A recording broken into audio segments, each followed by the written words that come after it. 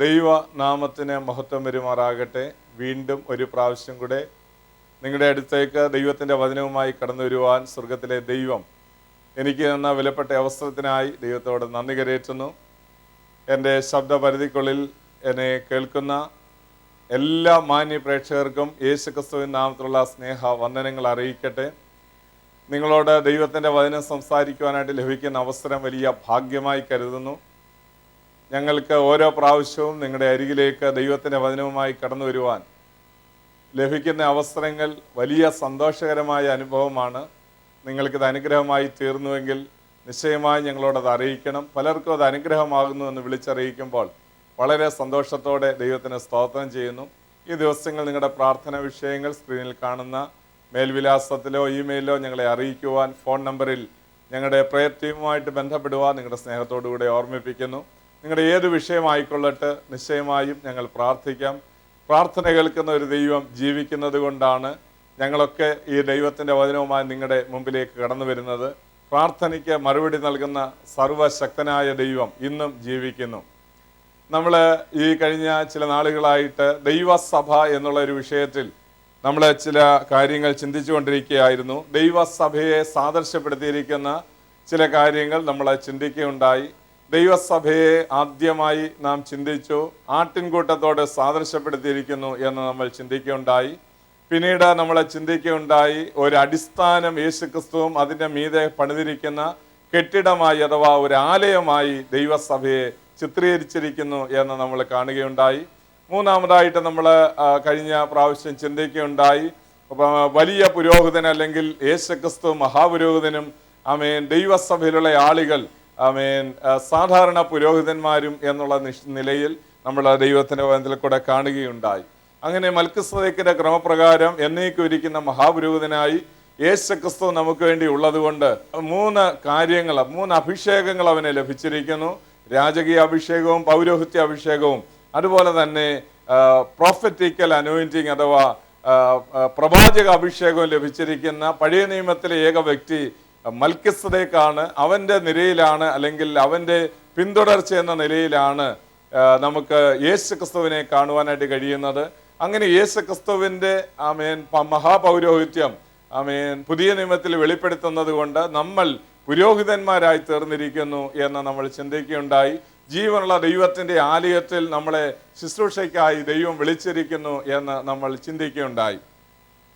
ഇന്ന് നമ്മൾ ധ്യാനിക്കുന്നത് ദൈവസഭയെ ഒരു മണവാളനും മണവാട്ടിയും തമ്മിലുള്ള ബന്ധമായി ചിത്രീകരിച്ചിട്ടുണ്ട് ദൈവവചനത്തിൽ. നമുക്ക് ആ വിഷയത്തിലേക്ക് വരാം. ആദ്യമായിട്ട് നമ്മൾ ഒരു വേദഭാഗം വായിക്കാം. യോഹന്നാന്റെ സുവിശേഷം 3-ാം അധ്യായത്തിൻ്റെ 29-ാം വാക്യത്തിലേക്ക് വരുമ്പോൾ അവിടെ നമുക്ക് കാണുവാൻ കഴിയുന്നു. അവിടെ മണവാളന്റെ ശബ്ദം കേട്ട് മണവാളന്റെ സ്നേഹിതൻ സന്തോഷിക്കുന്നു എന്ന് പറഞ്ഞിരിക്കുന്നു. മണവാട്ടി ഉള്ളവൻ മണവാളനാകുന്നു എന്ന് പറഞ്ഞിരിക്കുന്നു. അപ്പോൾ നമുക്കറിയാം ഒരു മണവാളന്റെ ആ ഒരു പ്രത്യേകതയായി അല്ലെങ്കിൽ മണവാളൻ എന്ന് പറയുന്ന ആ വ്യക്തിക്ക് പ്രാധാന്യം വരുന്നത് മണവാട്ടി ഉണ്ടാകുമ്പോഴാണ്. ദൈവവചനത്തിൽ പഴയ നിയമം അല്ലെങ്കിൽ വേദപുസ്തകം ആദ്യം ആരംഭിക്കുന്നത് തന്നെ ഒരു വിവാഹ ശുശ്രൂഷയോടുകൂടെയാണ്. ആദാമിനെയും ഹൗവയെയും ദൈവം ഏദൻ തോട്ടത്തിൽ അവരെ വിവാഹിതരാക്കി മാറ്റുന്നത് കാണുവാൻ കഴിയും. എന്നാൽ വെളിപ്പാട് പുസ്തകത്തിലേക്ക് വരുമ്പോൾ അവസാനത്തിലും കുഞ്ഞാടിൻ്റെ കാന്തയായ മണവാട്ടിയെ ഞാൻ കാണിച്ചു തരാം എന്ന് നമുക്ക് കാണുവാൻ കഴിയുന്നു.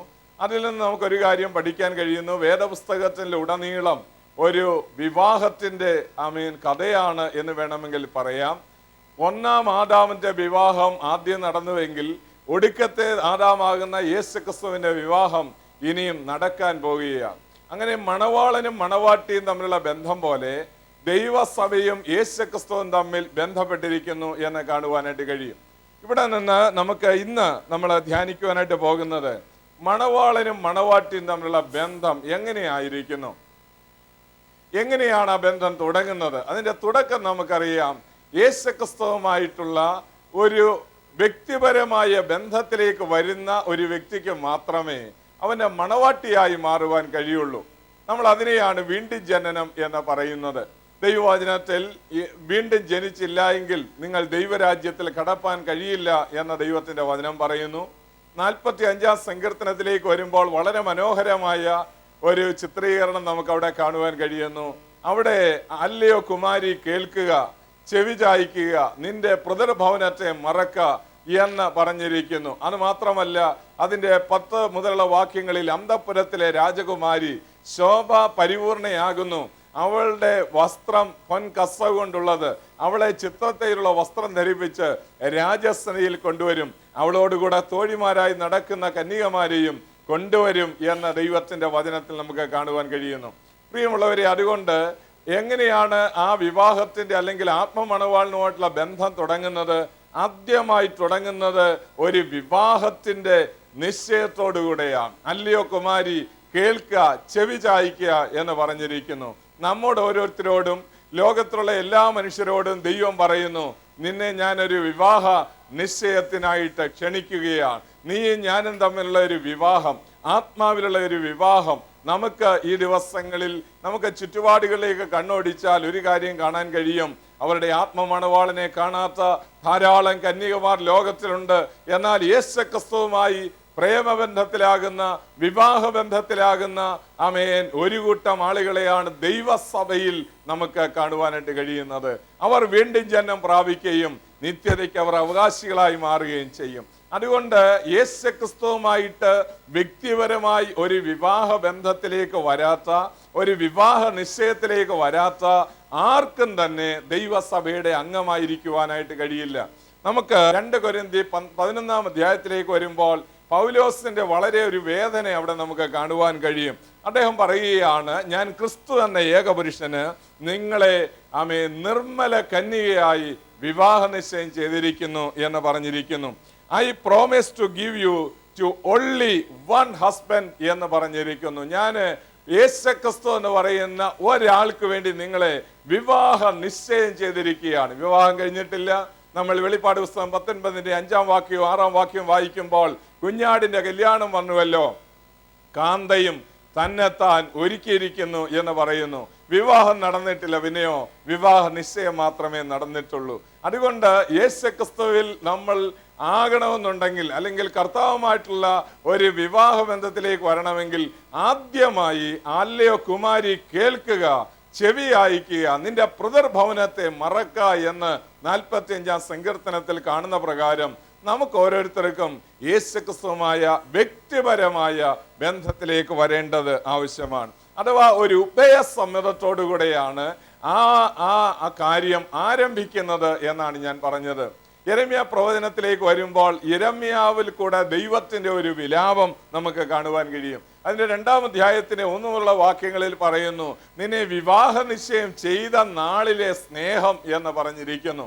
അപ്പോൾ വിവാഹ നിശ്ചയം ചെയ്ത നാളിൽ ദൈവത്തോട് തോന്നുന്ന ഒരു സ്നേഹം, ആത്മമണവാളനോട് തോന്നുന്ന ഒരു സ്നേഹം, അല്ലയോ സഹോദരി, രക്ഷിക്കപ്പെട്ട നാളിൽ നിനക്കുണ്ടായിരുന്ന ആ സ്നേഹം മണവാളനാകുന്ന യേശുവിനോട് ഇന്നുണ്ടോ എന്ന് ശാന്തമായി പരിശോധിക്കുക.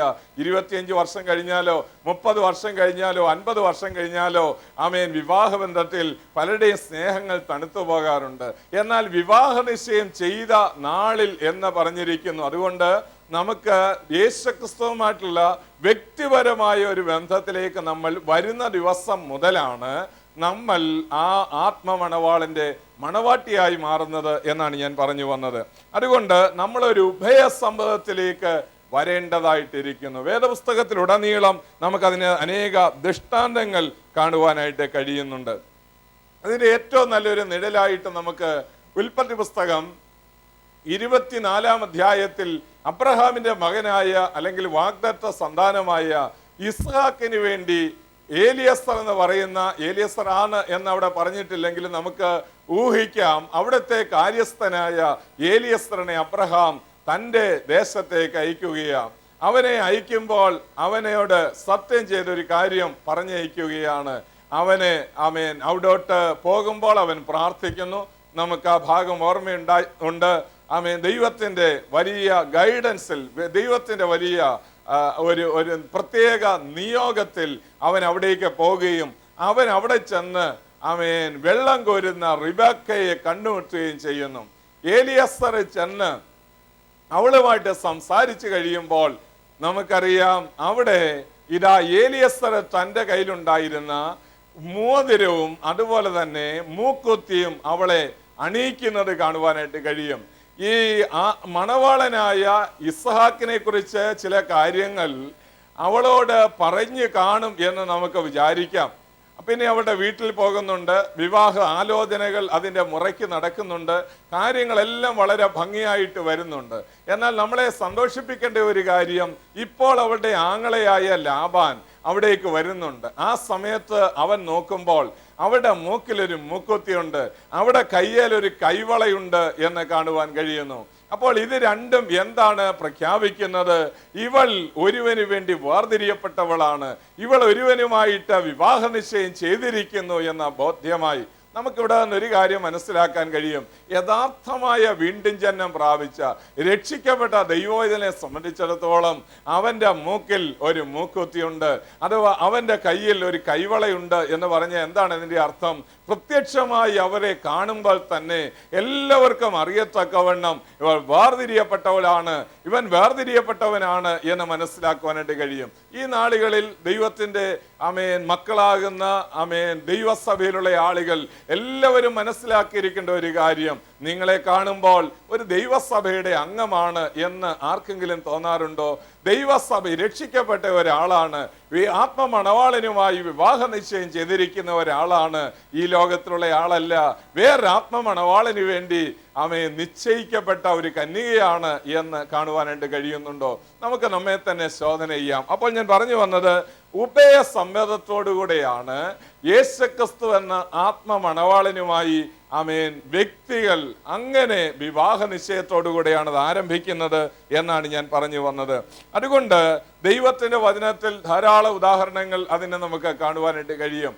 ശമരിയക്കാരത്തെ സ്ത്രീ എടുത്താൽ യേശുക്രിസ്തു എന്ന് പറയുന്ന ഒരു മണവാളനുമായി അവൾ ബന്ധപ്പെടുകയാണ്. നട്ടുച്ച നേരത്ത് അവിടെ വെള്ളം കോരാനായിട്ട് വന്ന ആ സഹോദരിയെ സംബന്ധിച്ചിടത്തോളം 5 ഭർത്താക്കന്മാരുണ്ടായിരുന്ന ആ സഹോദരി ഈ ലോകത്തിന്റെ വെള്ളമെല്ലാം കുടിച്ച് അവളുടെ ജീവിതം പാഴായിക്കൊണ്ടിരിക്കുന്ന കാലഘട്ടങ്ങളിൽ അവൾ യേശുവുമായിട്ട് ബന്ധപ്പെടുവാനിടയായി തീർന്നു. നമുക്ക് തിരുവചനത്തിൽ കാണാൻ കഴിയുന്നുണ്ട്, അവൾ മസിയ എന്ന് വെച്ചാൽ ക്രിസ്തുവെ കണ്ടെത്തി എന്ന് പറയുന്നുണ്ട്.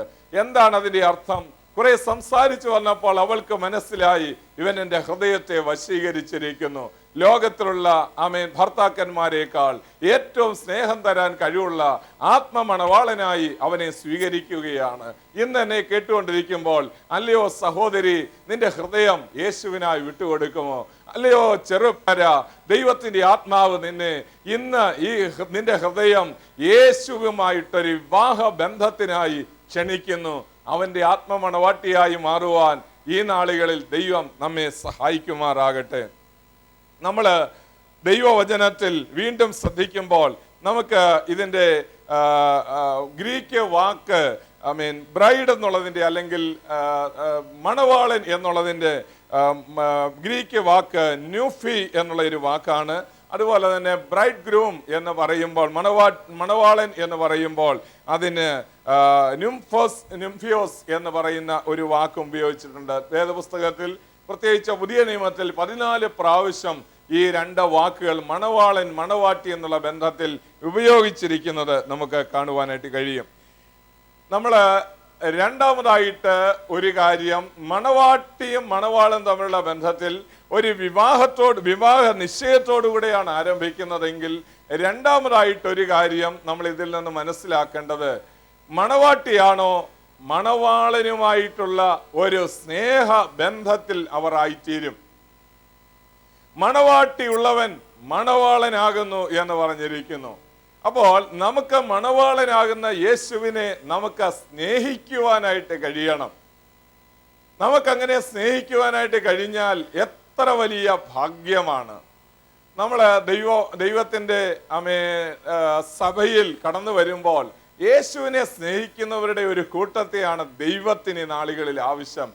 കാര്യങ്ങൾ ഒക്കെ ദൈവം ക്രമമായി നമുക്ക് വേണ്ടി ചെയ്തു തരും. നമ്മുടെ കാര്യങ്ങളൊക്കെ നോക്കുവാൻ, നമുക്ക് വേണ്ടി ഭൗതികമായ നന്മകളൊക്കെ ഒരുക്കി തരാൻ കഴിവുള്ളവനായ കർത്താവിനെയാണ് നമ്മൾ സേവിക്കുന്നതും ആരാധിക്കുന്നത്, നമുക്ക് സമൃദ്ധി നൽകുന്ന, ആരോഗ്യം നൽകുന്ന, ആമേൻ, ബുദ്ധി നൽകുന്ന, നല്ല തലമുറകളെ നൽകുന്ന, നല്ല വീട് തരുന്ന, നല്ല വാഹനം തരുന്ന, ആമേൻ, നല്ല കർത്താവ് തന്നെയാണ്. എന്നാൽ ഭൗതികമായി ഇതെല്ലാം ദൈവം നമുക്ക് ദാനമായി തരും എന്ന് പറയുമ്പോൾ തന്നെ നമ്മുടെ ആത്മമണവാളനുമായി നമ്മളെ സ്നേഹബന്ധത്തിലാകേണ്ടത് ആവശ്യമാണ്. ഏറ്റവും അത്യാവശ്യ നാളുകൾ നമ്മൾക്ക് ഭൗതികമായ എന്തെങ്കിലുമൊക്കെ കാര്യങ്ങൾ നേടി നമുക്ക് സ്ഥലം വിടുവാനായിട്ടല്ല ദൈവം നമ്മളെക്കുറിച്ച് ആഗ്രഹിക്കുന്നത്. അല്ലയോ സഹോദരി, ദൈവത്തിൻ്റെ ആത്മാവ് നിന്നെ ആ സഭയിൽ കൊണ്ടുപോയത്, നിന്നെ ദൈവം ആ സഭയിൽ നട്ടതിൻ്റെ ഒരു ഉദ്ദേശം ആത്മമണവാളനുമായിട്ടുള്ള ആ വലിയ സ്നേഹബന്ധത്തിലേക്ക് വരുവാൻ വേണ്ടിയാണ്. പ്രാർത്ഥിച്ച് വീട് കിട്ടിക്കഴിഞ്ഞാൽ പിന്നെ യോഗത്തിനോ പ്രാർത്ഥനയ്ക്കോ സഭയിലോ വരാത്ത ആളുകളുണ്ട്. എന്നാൽ യേശുവിൻ്റെ കുരിശാണ് എല്ലായ്പ്പോഴും എന്നെ ചിന്തിപ്പിക്കുന്നത്. യേശുവിൻ്റെ കരങ്ങളിൽ നിന്ന് അപ്പം കഴിച്ചവരോ, യേശുവിൻ്റെ അരികിൽ നിന്ന് സൗഖ്യം ലഭിച്ചവരോ, യേശുവിനെ അവൻ്റെ അരികിൽ നിന്ന് ഓരോ വിടുതലുകൾ അനുഭവിച്ചവരോ, ഭൂതം ബാധിച്ച് മാറിയവരോ ഒക്കെ ആരും തന്നെ കുരിശിന്റെ അടിവാരത്തിലില്ല. കുരിശിന്റെ അടിവാരത്തിൽ ആരാണുള്ളത്? കുറെ സ്നേഹിക്കുന്നവർ മാത്രം. മഗ്ദലക്കാരത്തി മറിയ, യേശുവിൻ്റെ അമ്മ മറിയ, ബഥാനിയയിലെ മറിയ, യേശുവിനെ അധികം സ്നേഹിച്ച ശിഷ്യനായ യോഹന്നാൻ, ഇവരൊക്കെയാണ് കുരിശിന്റെ അരികിലുള്ളത്. പ്രിയമുള്ളവരെ, അതുകൊണ്ട് നമ്മൾ യേശുവിനെ ഹൃദയംഗമായി സ്നേഹിക്കുന്നെങ്കിൽ, യേശുവിനെ ഹൃദയംഗമായിട്ട് ആരാധിക്കുന്നുവെങ്കിൽ നമുക്ക് ആ ആത്മമണവാളനുമായിട്ടുള്ള ഒരു ബന്ധത്തിൽ തുടരുവാനായിട്ട് കഴിയും. ദൈവസഭയെ മണവാളനും മണവാട്ടിയും എന്നുള്ള ബന്ധത്തിൽ ചിത്രീകരിച്ചിരിക്കുന്നു. ഇതിൽ നിന്ന് നമ്മൾ ഓർക്കുക, ഒരു വിവാഹ നിശ്ചയം നടക്കുന്നു മാത്രമല്ല, യേശുവുമായിട്ടുള്ള ഒരു പ്രേമബന്ധത്തിലേക്ക് നമ്മൾ വരുന്നു എന്ന് മാത്രമല്ല, ഒരു ഉടമ്പടിയിലേക്ക് വരുന്നു, ഒരു ഉഭയസമ്മതത്തിലേക്ക് വരുന്നു എന്ന് മാത്രമല്ല, പിന്നെയോ ദൈവത്തിന്റെ വചനത്തിൽ നമുക്ക് കാണുവാൻ കഴിയുന്നത് അവൾ സ്നേഹമുള്ളവളായിരിക്കണം എന്ന് ദൈവം ആഗ്രഹിക്കുന്നു. നമ്മൾ ദൈവത്തിന്റെ വചനത്തിൽ ഇപ്രകാരം കാണുവാനായിട്ട് കഴിയുന്നു. യെശയ്യാ പ്രവചനം 62 അധ്യായത്തിലേക്ക് വരുമ്പോൾ നമുക്ക് ആമേൻ ആ സ്നേഹബന്ധത്തെക്കുറിച്ച് 10 അധ്യായത്തിൽ 10 വാക്യത്തിലേക്ക് വരുമ്പോൾ കാണുവാനായിട്ട് കഴിയുന്നുണ്ട്. സ്നേഹത്തിൻ്റെ ഏറ്റവും ആധിക്യം നമുക്ക് യേശുവിനോടായിരിക്കട്ടെ. ഉള്ളവരേക്കാൾ എല്ലാം നമുക്ക് യേശുവിനോടുള്ള സ്നേഹം വർദ്ധിച്ചു വരണം. ദൈവത്തിൻ്റെ ദാസന്മാർ ആരോ പാടുകയുണ്ടായി, പ്രേമം എന്നിൽ വർദ്ധിക്കുന്ന പ്രിയനോട് ചേരുവാൻ എന്നുള്ള പാട്ട്. ദൈവത്തിന് സ്തോത്രം. നമുക്ക് ദൈവത്തിൻ്റെ ഹല്ലേലൂയ പാഠപീഠത്തിലേക്ക് നമ്മൾ വരുമ്പോൾ ഓരോ സമയവും കർത്താവിനോടുള്ള സ്നേഹം വർദ്ധിച്ചു വരുവാൻ ഇടയാകുമാറാകട്ടെ. ജോൺ സ്കീവ് എന്ന് പറയുന്ന ഒരു ഐറിഷ്കാരനായ ഒരു ചെറുപ്പക്കാരൻ, അവൻ്റെ പ്രായത്തേക്കാൾ അല്പം മാത്രം പ്രായക്കുറവുള്ള നല്ല സൗന്ദര്യമുള്ള ഒരു പെൺകുട്ടിയെ അവൻ സ്നേഹിക്കുകയുണ്ടായി. അവരുടെ വിവാഹ നിശ്ചയം കഴിഞ്ഞു. പല ദിവസങ്ങൾ അവർ ഒന്നിച്ച് പല സ്ഥലങ്ങളിൽ സമ്മേളിക്കുകയും അവർ ഒന്നിച്ച് സന്തോഷിക്കുകയും ഒക്കെ ചെയ്തു. എന്നാൽ ആ സമയത്താണ് ഒരു വലിയ ട്രാജഡി ഉണ്ടായത്. ആ പെൺകുട്ടി ഒരു വെള്ളത്തിൽ വീണ് പെട്ടെന്ന് ലോകത്തോട് യാത്ര പറയുവാനിടയായി തീർന്നു. ജോൺ സ്കീവിനെ സംബന്ധിച്ചിടത്തോളം താൻ ഏറ്റവും അധികം പ്രാണന് തുല്യം സ്നേഹിച്ചു കൊണ്ടിരുന്ന ആ പെൺകുട്ടിയുടെ വേർപാട് തൻ്റെ ഹൃദയത്തെ വല്ലാതെ വേദനിപ്പിച്ചു. ആ ചെറുപ്പക്കാരൻ വിചാരിച്ചു, ഇനിയും എൻ്റെ ജീവിതം കൊണ്ട് അർത്ഥമില്ല, അവൻ ആത്മഹത്യ ചെയ്തേക്കാം. നിരാശയുടെ പടികുഴിയിൽ ഓരോ ദിവസവും താണു പോകുമ്പോൾ ആ സഹോദരൻ അവൻ ഇങ്ങനെ നിരാശപ്പെട്ടിരിക്കുന്നത് കണ്ടപ്പോൾ അവൻ്റെ ഒരു സ്നേഹിതൻ അവന് യേശുവിനെ പരിചയപ്പെടുത്തി. അദ്ദേഹം യേശുവിനെ രക്ഷകനും കർത്താവുമായി ഉള്ളത്തിൽ സ്വീകരിച്ചു കഴിഞ്ഞപ്പോൾ എന്തെന്നില്ലാത്ത സന്തോഷം, നിരാശ മാറി, ദുഃഖം മാറി, തൻ്റെ ഭാവി വധുവായി വരാൻ പോകുന്ന ആ പെൺകുട്ടിയുടെ വേർപാട് മൂലമുള്ള തൻ്റെ ഹൃദയത്തെ തകർന്നിരിക്കുന്ന അനുഭവം മാറി. ദൈവം അദ്ദേഹത്തിൻ്റെ ഹൃദയത്തെ വെച്ച് കെട്ടി, അവിടെ എണ്ണ പൂശാൻ തുടങ്ങി, അവിടെ തൈലം വെച്ച് കെട്ടി. ദൈവത്തിൻ്റെ സൗഖ്യം അവൻ്റെ അന്തരാത്മാവിൽ അനുഭവിക്കാൻ തുടങ്ങി. അവൻ സന്തോഷിക്കാൻ തുടങ്ങി. യേശുവിനെ കണ്ടെത്തിയ നിമിത്തം അവന് മനസ്സിലായി അവനൊരു ഗേൾ ഫ്രണ്ട് ഉണ്ടായിരുന്നു എന്നുള്ളത് സത്യമാണ്. അവൾ ലോകത്തോട് യാത്ര പറയുമ്പോൾ അവളെക്കാൾ ഏറ്റവും അധികം എന്നെ സ്നേഹിക്കുന്ന ഒരുവനുണ്ട് എന്ന് മനസ്സിലാക്കിയപ്പോൾ യേശുവിനോടുള്ള സ്നേഹത്തിന്റെ ആധിക്യത്തിൽ അവനൊരു ആ ഐറിഷ്കാരനായ ആ ചെറുപ്പക്കാരനൊരു ഗാനം എഴുതുകയുണ്ടായി. What a friend we have എന്ന് തുടങ്ങുന്ന, എന്തോ നല്ലോ സഖി യേശുവേ എന്ന് തുടങ്ങുന്ന ഒരു പാട്ട് ലോകമെമ്പാടും പ്രസിദ്ധമായി തീരുവാനുള്ള പശ്ചാത്തലം അതാണ് എന്നാണ് ഞാൻ പറഞ്ഞു വന്നത്. അതുകൊണ്ട് പ്രിയമുള്ളവരെ, ദൈവവചനം എന്നെ കേട്ടുകൊണ്ടിരിക്കുമ്പോൾ നിങ്ങളുടെ സ്നേഹം യേശുവിനോടുള്ള സ്നേഹത്താൽ നിങ്ങളുടെ ഹൃദയം നിറയട്ടെ. യേശുവിനോടുള്ള ബഹുമാനത്താൽ നിങ്ങളുടെ ഹൃദയം നിറയട്ടെ. ഒരു കന്യകയായി, ഒരു മണവാട്ടിയായി അവന് വേണ്ടി നിങ്ങൾ വിവാഹ നിശ്ചയം ചെയ്തിരിക്കുന്നുവെങ്കിൽ നിങ്ങൾക്ക് യേശുവിനോടുള്ള സ്നേഹം വർദ്ധിച്ചു വരണം എന്ന് ദൈവം ആഗ്രഹിക്കുന്നു. യെരമ്യാ പ്രവചനം 2-ാം അധ്യായത്തിന് 2-ാം വാക്യത്തിൽ നമുക്ക് കാണാൻ കഴിയുന്നു. നിന്നെ വിവാഹ നിശ്ചയം ചെയ്തതിൽ നാളിലെ സ്നേഹം എന്നൊരു പ്രയോഗം നമുക്ക് അവിടെ കാണുവാൻ കഴിയുന്നു. അങ്ങനെ ആ സ്നേഹത്താൽ നമ്മൾ ബന്ധിക്കപ്പെട്ടവരായി തീരണമെന്ന് കർത്താവിന്റെ ഹൃദയത്തിൽ ആഗ്രഹമുണ്ട്. ഇന്ന് യാദർശികമായി നിങ്ങൾ ഈ ശബ്ദം കേൾക്കുകയല്ല. യേശുവിനോടുള്ള സ്നേഹം കുറഞ്ഞു പോയിട്ടുണ്ടെങ്കിൽ മടങ്ങി വരുവാൻ, യേശുവേ എൻ്റെ എല്ലാം എല്ലാം അവിടുന്നാണ്, എൻ്റെ ശരീരവും എൻ്റെ ആത്മാവും എൻ്റെ മനസ്സും എല്ലാം അവിടുത്തേക്കായി സമർപ്പിക്കുന്നു, എൻ്റെ സ്നേഹം മുഴുവൻ, എൻ്റെ ഹൃദയത്തിലുള്ള സ്നേഹം മുഴുവൻ അങ്ങേക്കായി തരുവാൻ അവിടുന്ന് എന്നെ സഹായിക്കണമേ എന്ന് നമുക്ക് ദൈവത്തോട് പ്രാർത്ഥിക്കാം. കുഞ്ഞുങ്ങളെക്കാൾ, ഭാര്യയേക്കാൾ, ആമേൻ ആമേൻ, ബന്ധുക്കളെക്കാൾ, മാതാപിതാക്കളെക്കാൾ, ചാർച്ചക്കാരേക്കാൾ എല്ലാം ഉപരിയായി യേശുവെ ഞാൻ അങ്ങയെ സ്നേഹിക്കുന്നു, ഞാൻ അങ്ങയെ ബഹുമാനിക്കുന്നു, ഞാൻ അങ്ങയെ ആരാധിക്കുന്നു. നമുക്ക് ദൈവത്തിന്റെ വചനത്തിൽ ദൈവത്തിന്റെ സ്നേഹത്തിന്റെ ഏറ്റവും പ്രകടമാകുന്ന ഒരു സംഭവം എന്നെ വളരെ, എൻ്റെ ഹൃദയത്തെ പുതിയ നിയമത്തിൽ ഏറ്റവും അധികം ചലിപ്പിച്ചിട്ടുള്ള, ചിന്തിപ്പിച്ചിട്ടുള്ള ഒരു ഭാഗം യോഹന്നാന്റെ സുവിശേഷം 2-ാം അധ്യായത്തിൽ പറഞ്ഞിരിക്കുന്ന ഭാഗമാണ്. 2-ാം അധ്യായത്തിൽ നമുക്ക് തിരുവചനത്തിൽ കാണാൻ കഴിയുന്നുണ്ട്, പത്രോസ് അവന് ഒരു വലയും എടുത്തുകൊണ്ട് അവൻ പഴയ ജോലിക്കായി പോവുകയാണ്. എന്താ ജോലി എന്ന് നമുക്കറിയാം. അവനൊരു ഫിഷർമാൻ ആയിരുന്നു. അവനൊരു മീൻപിടുത്തക്കാരനായി ഗലീല കടലിലേക്ക് പോവുകയാണ്. അവൻ പോയെന്ന് മാത്രമല്ല, അവിടെ വായിക്കുന്നുണ്ട്, ഞാൻ മീൻ പിടിക്കാൻ പോകുന്നു, ഞാൻ പിടിക്കുമെന്ന് പറഞ്ഞാണ് പോകുന്നത്. എന്നാൽ നമുക്കറിയാം അവന് ആ രാത്രിയിൽ ഒന്നും പിടിച്ചില്ല എന്ന് വായിക്കാൻ കഴിയുന്നു. ആമേൻ. ആ രാത്രിയിൽ ഒന്നും പിടിച്ചില്ല. ആ ഏത് രാത്രിയിൽ? യേശുവിനെ വിട്ടുപോയ രാത്രിയിൽ. അവനൊന്നും പിടിക്കുവാനായി കഴിഞ്ഞില്ല. അവൻ മടങ്ങി വരുന്ന സംഭവം അറിയാം. അവര് ആ പ്രാതലൊരുക്കി കാത്തിരിക്കുന്ന യേശുവിനെ നമുക്ക് കാണുവാൻ കഴിയും. ഗലീല കടലിന്റെ ആ ശീതത്തിന്റെ ആ തണുപ്പിന്റെ അകത്ത് വളരെ വെളുപ്പാങ്കാലത്ത് ആ 7 ശിഷ്യന്മാരെ കാത്തുകൊണ്ട് അവിടെ ഇതാ കരയിൽ യേശു ഇരിക്കുകയായിരുന്നു. അവർ വന്നപ്പോൾ തീക്കനലിന്മേൽ മീൻ വെച്ചിരിക്കുന്നതും അപ്പവും കണ്ടു. അവരെല്ലാവരും സന്തോഷത്തോടെ അതെല്ലാം കഴിച്ചതിന് ശേഷം സന്തോഷത്തോടെ അവരോട് കർത്താവ് ചില കാര്യങ്ങൾ ചോദിക്കുന്നു. പ്രത്യേകിച്ച് ശിമോൻ പത്രോസിനോട് ചോദിക്കുകയാണ്, യോഹന്നാന്റെ മകനായ ശിമോനെ, നീ എന്നെ സ്നേഹിക്കുന്നുവോ? ആദ്യത്തെ മറുപടി അവൻ പറയുകയാണ്, കർത്താവേ, എനിക്ക് നിന്നോട് പ്രിയമുണ്ട്. സ്നേഹിക്കുന്നുവോ എന്ന് ചോദിച്ച ചോദ്യത്തിന് അവന്റെ മറുപടി, എനിക്ക് നിന്നോട് പ്രിയമുണ്ട് എന്നാണ്. പ്രിയമുണ്ട് എന്ന് പറയുമ്പോൾ ദൈവവചനത്തിൽ പ്രത്യേകിച്ച് ഗ്രീക്ക് വാക്കുകളിൽ ഫിലയോ എന്നുള്ള ഒരു വാക്ക് നമുക്ക് പ്രിയത്തിന് കൊടുക്കാം, സ്നേഹമുള്ളതിന് അഗപ്പെ എന്നുള്ള വാക്ക് കൊടുക്കാം. ഇലയോ എന്ന് പറഞ്ഞാൽ അതിനേക്കാൾ കുറെ കൂടെ താഴ്ന്ന നിലവാരത്തിലാണ്. അപ്പോൾ അഗപ്പെ സ്നേഹമുണ്ടോ എന്ന് ചോദിക്കുമ്പോൾ അഗപ്പെ സ്നേഹത്തിന്റെ പ്രത്യേകത എന്താണ്? അത് ദൈവത്തിന്റെ സ്നേഹമാണ്. അത് മനുഷ്യർക്കാർക്കും അങ്ങനെ കൊടുക്കാൻ കഴിയാത്ത, പ്രതിഫലേച്ഛയില്ലാത്ത സ്നേഹമാണ് അഗപ്പെ സ്നേഹം എന്ന് പറയുന്നത്. ഇവിടെ ഫിലയോ എന്ന വാക്കുകൊണ്ട് അർത്ഥമാക്കുന്നത് പ്രിയപ്പെടുക, എന്തെങ്കിലും ലഭിക്കുമ്പോൾ അവനോട് അങ്ങ് തോന്നുന്ന ഒരു സ്നേഹം, ആ ആളുകളോട് തോന്നുന്ന ഒരു സ്നേഹം. നമ്മളൊരു ഒരു മൃഗത്തിന് ഭക്ഷണവുമായി ചെല്ലുമ്പോൾ അതിന് ഒരു സ്നേഹം പ്രകടിപ്പിക്കാറുണ്ട്.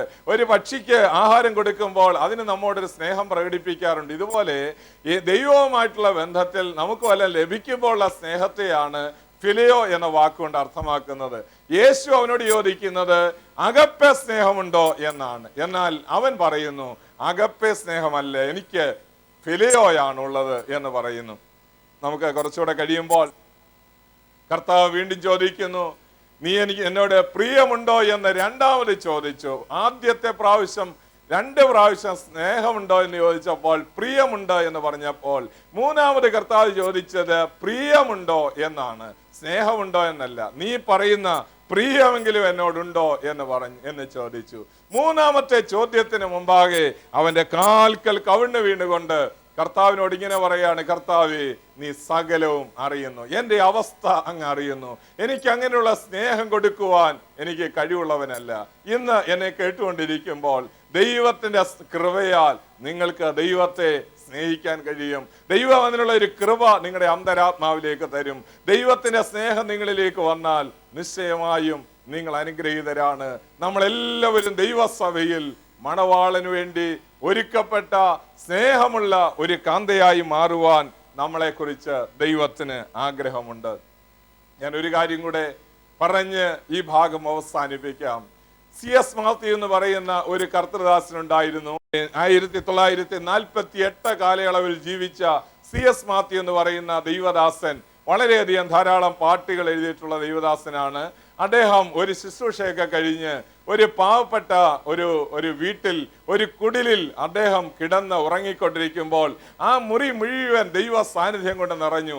വലിയ പ്രകാശകരമായ ഒരു അനുഭവം ഉണ്ടായി. താനപ്പോൾ അങ്ങ് ആത്മാവിലായി വളരെ സന്തോഷം കൊണ്ട് നിറയുകയാണ്. യേശു ക്രിസ്തുവിന്റെ സ്നേഹവും അവന്റെ സാന്നിധ്യവും കൊണ്ട് വളരെ സന്തോഷകരമായി മാറിക്കഴിഞ്ഞപ്പോൾ അദ്ദേഹം അന്ന് രാത്രിയിൽ ആ മണ്ണെണ്ണ വിളക്കിന്റെ അരികിൽ വെച്ച് ചില വരികൾ കുറിച്ചിട്ടു. അന്ന് രാത്രിയിൽ അദ്ദേഹം ആത്മാവിൽ പാടിയൊരു പാട്ടാണ്, എൻ പ്രിയനെ പോൽ സുന്ദരനായി ആരെയും ഞാൻ കാണുന്നില്ല, മേലാലും ഞാൻ കാണുന്നില്ല, ആമേൻ എന്ന് തുടങ്ങുന്ന പ്രേമം എന്നിൽ വർദ്ധിക്കുന്ന പ്രിയനോട് ചേരുവാൻ എന്ന് തുടങ്ങുന്ന ആ ചരണങ്ങളെല്ലാം അന്ന് രാത്രിയിൽ അദ്ദേഹം അവിടെ ഇരുന്നു കൊണ്ട് എഴുതിയതാണ്.